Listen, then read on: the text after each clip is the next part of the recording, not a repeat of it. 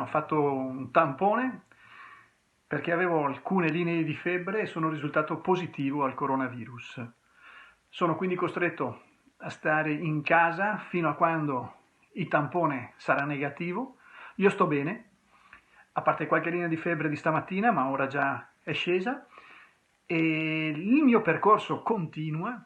Avremo una campagna elettorale ancora più diversa rispetto a quella che abbiamo avuto finora, ma non cambiano i contenuti, cambiano solo le modalità. Appare sereno Arturo Lorenzoni, il video registrato poche ore dopo aver scoperto di essere positivo al Covid-19. Il candidato presidente alla Regione Veneto per il centro-sinistra rassicura gli elettori: la campagna elettorale continuerà da remoto grazie alla tecnologia e visto che le condizioni di salute glielo consentono. La preoccupazione era scattata venerdì mattina, la tosse, la febbre a 37,5 e una sensazione di spossatezza, subito il tampone e così Lorenzoni ha annullato tutti gli appuntamenti, in primis quello con Nicola Zingaretti, il segretario del PD arrivato a Padova per la campagna elettorale. In parallelo è iniziata anche la procedura di tracciamento di tutti i contatti avuti dal candidato, un'operazione non semplice affidata ancora una volta al professor Andrea Crisanti dell'unità di microbiologia dell'Università di Padova. Molti membri dello staff di Lorenzoni che si sono già sottoposti a tampone, risultata negativa la moglie, anche tra i candidati delle varie liste che in questi giorni lo hanno incontrato è scattato lo screening.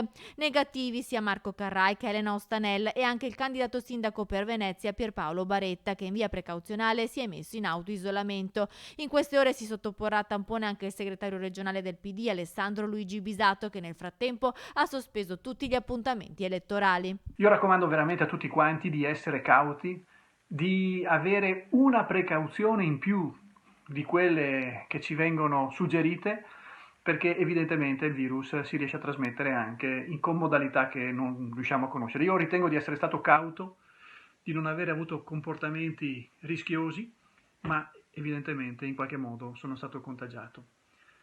Quindi la raccomandazione è veramente quella di avere cautela, di usare sempre la mascherina, di non vivere situazioni di rischio.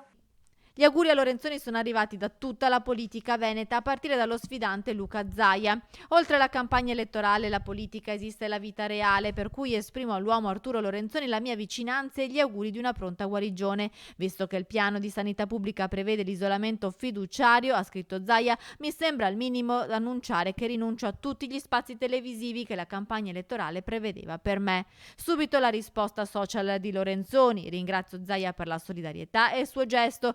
Ciò nonostante la mia campagna elettorale non si ferma e le nuove tecnologie consentono di potermi collegare da casa, ha detto il professore, auspicando anche un confronto diretto con Zaia.